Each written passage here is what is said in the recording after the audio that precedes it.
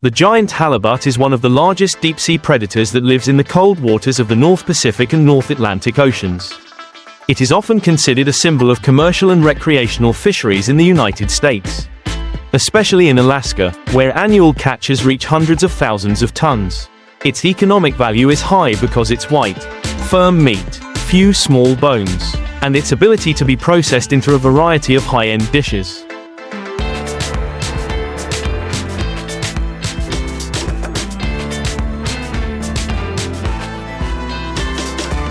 Therefore, halibut has become the target of many week-long trips by American fishermen, who use one of the most common fishing methods, longline, a more sustainable form of fishing than bottom trawling because it minimizes damage to the marine environment.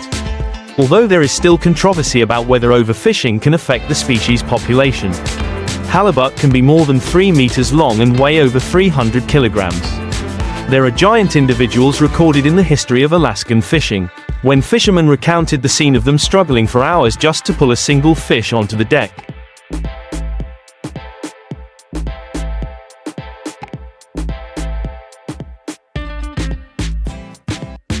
Its flat and large body can stretch almost the width of the ship.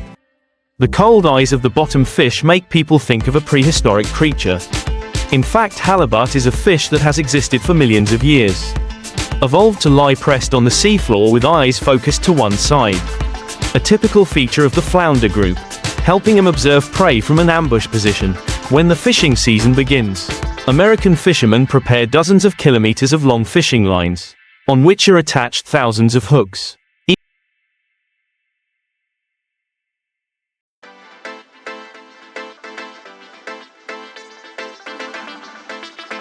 Each hook is baited with small fish, squid, or sometimes fatty fish meat to attract halibut from a distance. Then they lower the line to the deep seafloor, where this fish usually lives at a depth of 100 to 1,000 meters. The job is not simply to drop the line, because the long fishing line can weigh tons. Fishermen need a mechanical winch, a pulley system, and the coordination of the entire crew. They drop the line for many hours, mark it with a buoy, and then wait for about 6 to 12 hours for the fish to be hooked.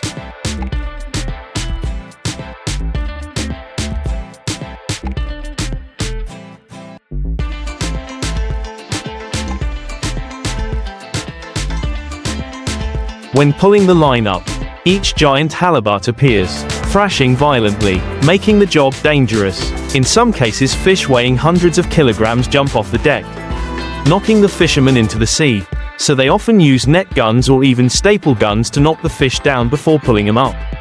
The image of fishermen wearing thick coats, standing in the cold rain of the Alaskan Sea, constantly pulling the fishing line, others hooking gaffs to pull each giant halibut onto the deck. Fish blood splashing everywhere, the salty smell of the sea mixed with the fishy smell, creating a scene that is both harsh and majestic, reflecting the true nature of industrial fishing in the far north. The giant halibut is not only a food source, it is also closely linked to the cultural and historical life of Alaskan Americans and Native Americans.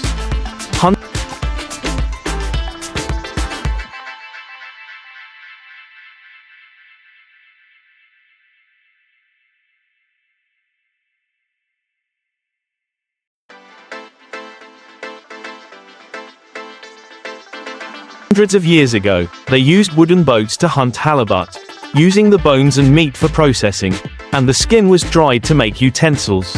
When modern industry developed, halibut fishing was organized into large fleets, and thousands of licenses were issued each year to control production.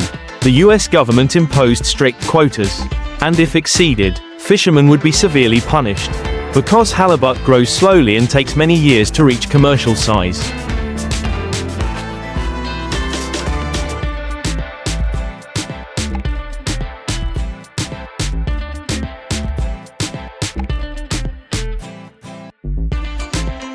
But despite this control, the profit from a halibut season can feed an entire fishing family for a whole year.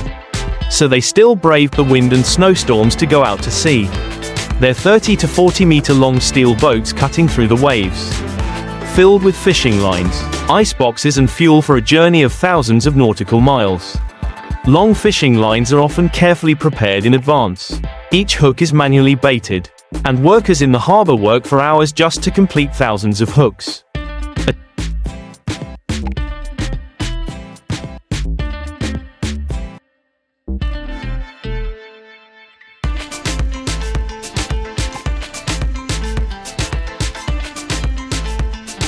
tedious but patient job, because if the bait is wrong, the halibut can be ignored.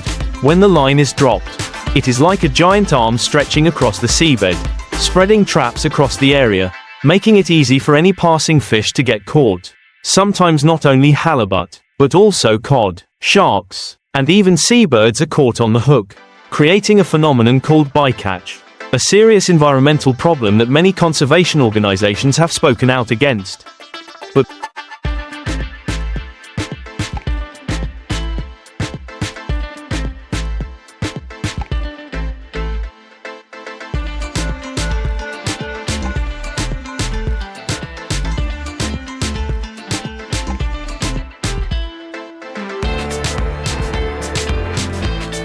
for fishermen it is unavoidable.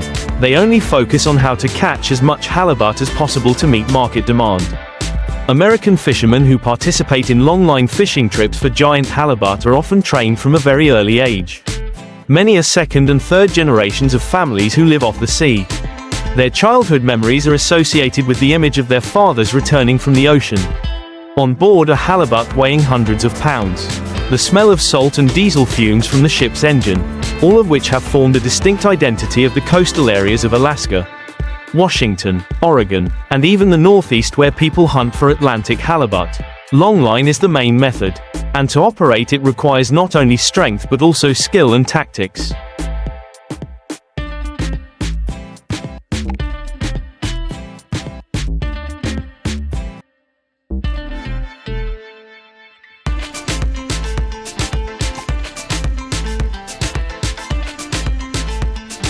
Because not all fishing grounds have abundant fish reserves, fishermen rely on experience, on seabed maps, on traditional knowledge to choose where to cast their lines, sometimes having to probe many times, spending a whole week to find a school of fish.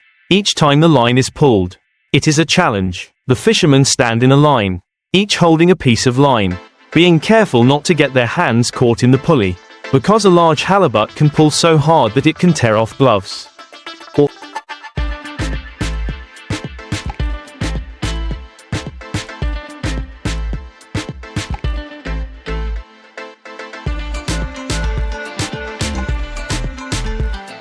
Even pull a person into the sea. There have been many accidents when fishermen are careless, and in cold waters, in just a few minutes, the body can become paralyzed due to hypothermia. The scary thing is not only the harsh weather but also the fish they are hunting. When hooked, the giant halibut will struggle violently, its body as big as a plywood board, hitting the deck hard. There have been cases where fishermen have broken ribs or broken arms from just one struggle.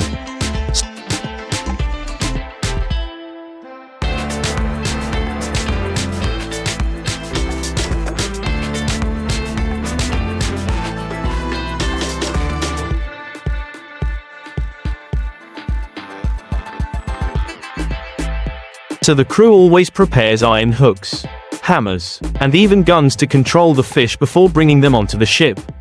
Oral stories often say that a halibut weighing over 200 kilograms has the strength of a cow. When it flaps its tail it can throw an adult. And that image is deeply imprinted in the memories of longtime fishermen. Each scar on their hands is associated with a fierce encounter, but because of that harshness, halibut has become a legendary fish. A challenge that any fisherman wants to conquer once in his life. Like a rite of passage, to affirm his bravery in the vast ocean. The world market's growing thirst for this fish has turned halibut fishing into a $1 million industry.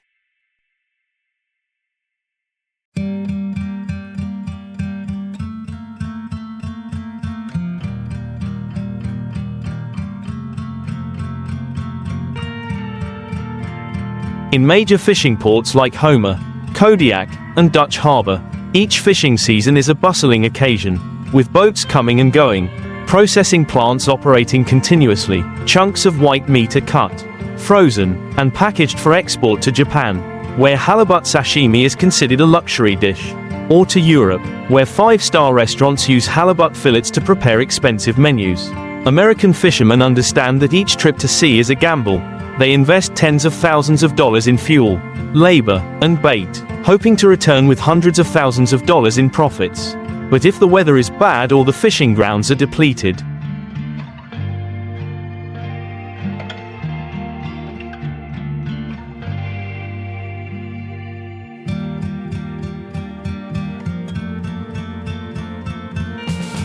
they can go home empty-handed. So this profession is always associated with risk. Many people describe the job as living in two extremes, either winning big or going bankrupt. Modern technology has helped longline fishing to progress. Instead of relying only on compasses and experience, they now have GPS positioning systems, bottom scanning sonar, water temperature maps, all of which help captains choose the right place to drop their lines.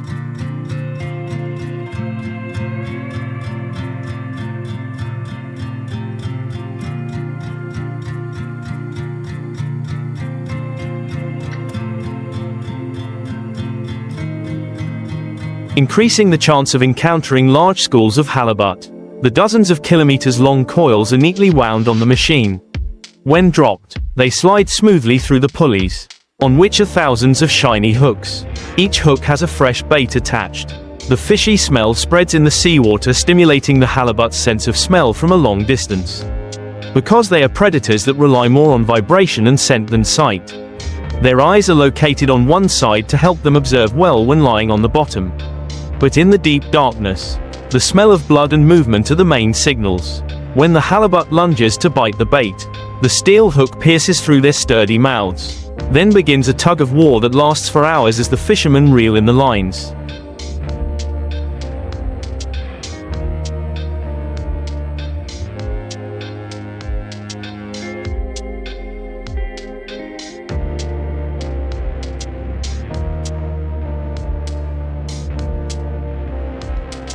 Each trip usually lasts from 10 to 20 days, sometimes even a month, depending on the distance from the port to the fishing grounds, during which the crew lives in cramped conditions, with constant wind and waves, and simple meals of fish, potatoes, bread, and coffee, but they are still resilient.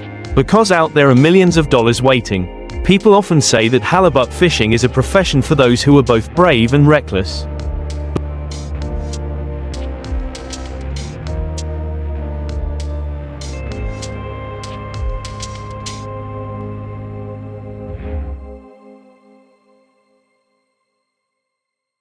Because you cannot be weak when faced with waves as high as buildings, howling winds, and giant fish that weigh more than your body. The giant halibut is not only an economic resource, it is also a link in the marine ecosystem, an important predator that controls the population of small fish and benthic organisms. Overfishing can lead to imbalances, so the US government and the North Pacific Fisheries Commission have introduced many management measures, including seasonal quotas, limits on the size of fish allowed to be kept, and requirements to release small fish back into the sea. Fishermen are sometimes unhappy with the regulations that reduce production, but they understand that it is the only way to ensure the survival of this industry for the next generation.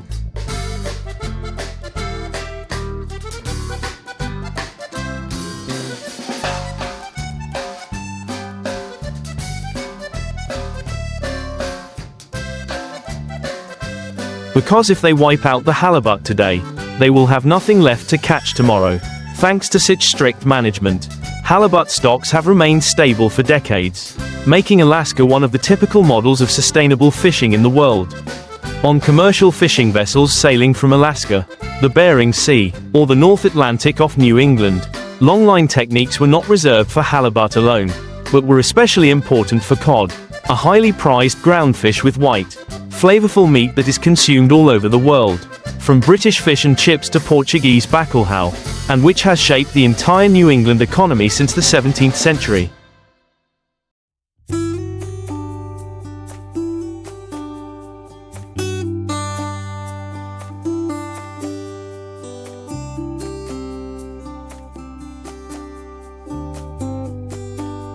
When the first wooden ships set sail to catch them, in the modern era, steel ships over 130 feet long, equipped with modern machinery, have replaced the old sailing ships.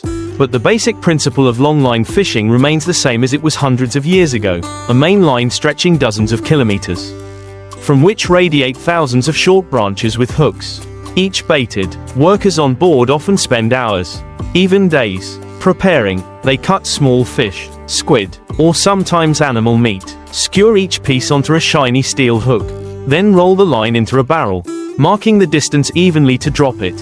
When the ship reaches the fishing ground, the captain observes the sonar to look for signs of cod schools on the bottom.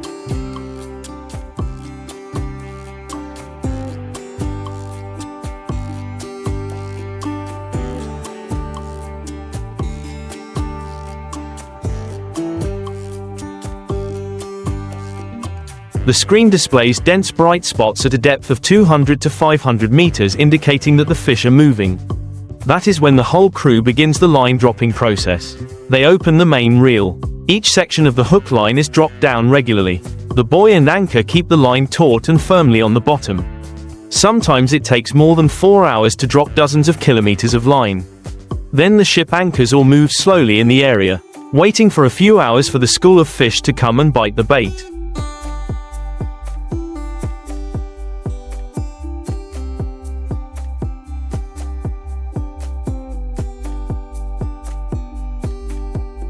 The fishy smell from the bait spreads throughout the water column.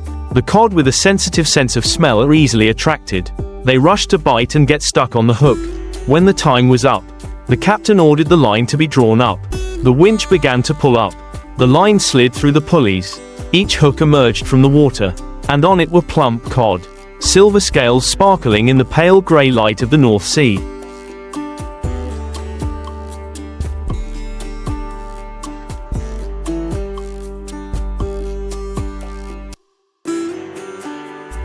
Workers stood along the deck, gloves on, continuously removing the fish, throwing them into buckets filled with ice, then quickly checking the hooks to continue pulling. The work was rhythmic but extremely tense. Because thousands of hooks meant thousands of unhooks. Just a moment of carelessness, the hook could pierce the glove, causing serious injury, or worse, get caught in the line and be pulled away by the winch.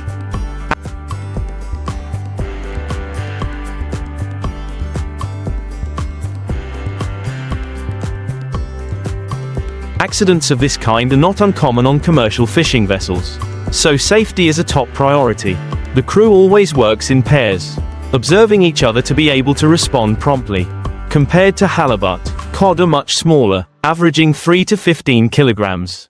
But their huge numbers are what make them profitable, with a long line bringing in tons of fish in a single haul. And a trip of several weeks can fill a freezer with hundreds of tons. Enough to feed an entire community. Fishermen often call cod the bread of the sea because it has been a staple food for generations.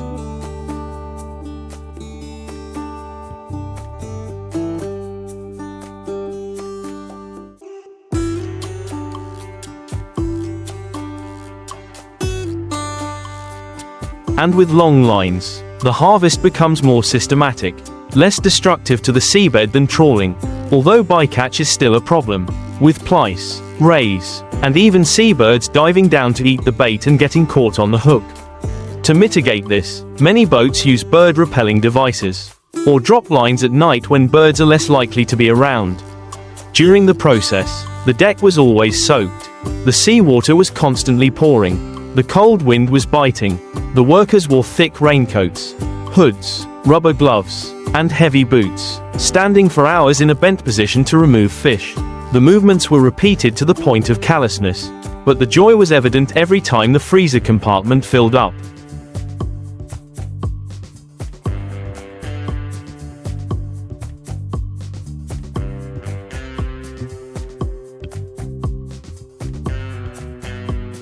Each block of white cod was neatly stacked, frozen at -20 degrees Celsius to maintain quality, ready to wait for the day to dock.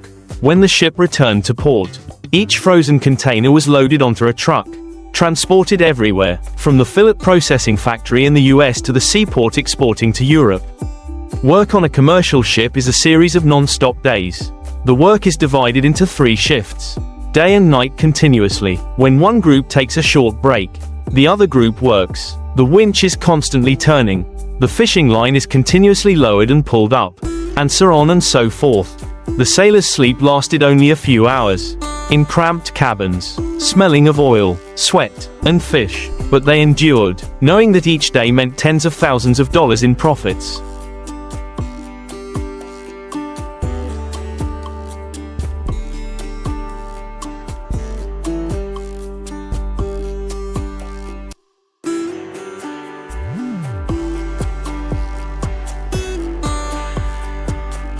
The US cod industry is controlled by quotas and seasons.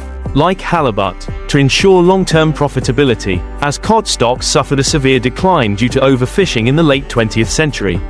Especially off the coast of Newfoundland, Canada, where the once famous cod bank collapsed in the 1990s. That lesson led the US government to impose strict laws, limit the number of vessels, the amount of fish caught, and closely monitor. In fact, for large commercial ships, long lines are just one of the tools, in addition to purse seines and trawls. But many sailors prefer long lines because they are more selective. The fish meat retains high quality because it is not crushed in the net.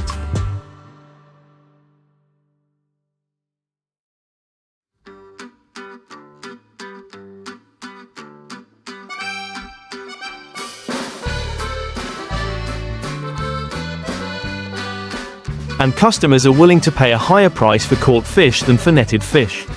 Therefore, many fleets still persist in this method, although it is more difficult. A sailor once said that, seeing each cod removed from the hook, stacked in a pile of white on the deck, it is an indescribable feeling of success, like harvesting a crop in the field. But their field is the ocean, where each crop is gambled with sweat and life. Life on commercial longline fishing boats is always described as a harsh and challenging journey.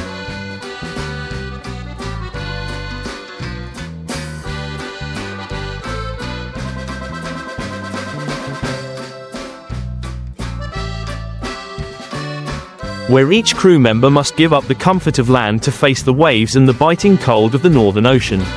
Their living space is often confined to narrow compartments. Each person has a small metal bunk bed, a thin mattress, simple blankets and pillows, the dim light of neon lights. The roar of the ship's engine all day and night makes the rare sleep not complete. They share hot meals in the small canteen, where the ship's chef cooks simple dishes such as fish soup, mashed potatoes, bread, strong coffee to stay awake. Sometimes if they catch a big catch, the whole crew will be rewarded with a meal of grilled cod or fried halibut right on deck. A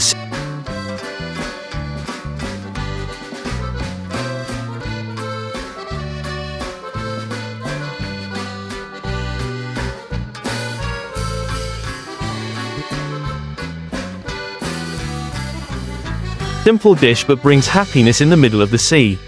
The crew is usually divided into 3 shifts, each lasting 8 hours, but in reality they work almost around the clock, because the dropping and pulling of the line is a continuous cycle. When one group has just finished, another group must start. There is no room for delay, because the fish in the sea do not wait for anyone. If you miss the moment when the fish appear, the whole trip may fail. The bond between crew members is indispensable. They are like a small family in the middle of the ocean.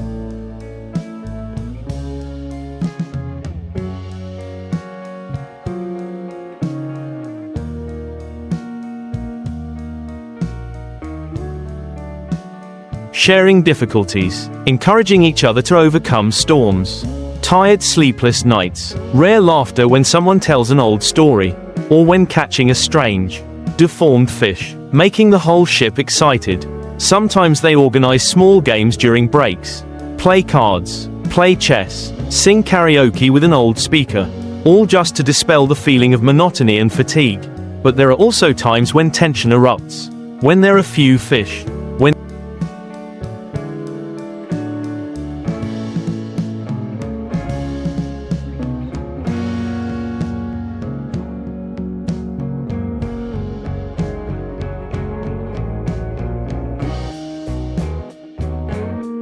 the yield is not as expected. The captain is grumpy, the sailors complain, even fights happen, because the economic pressure weighs heavily on their shoulders. Each failed trip means mounting debt. However, most fishermen have a strong belief in the sea. They believe that if they persevere, the sea will reward them. The image of the dawn breaking over the cold water, the sun dyeing each wave golden, the seabirds flying around the boat, or the sight of a school of cod clearly visible on the sonar screen.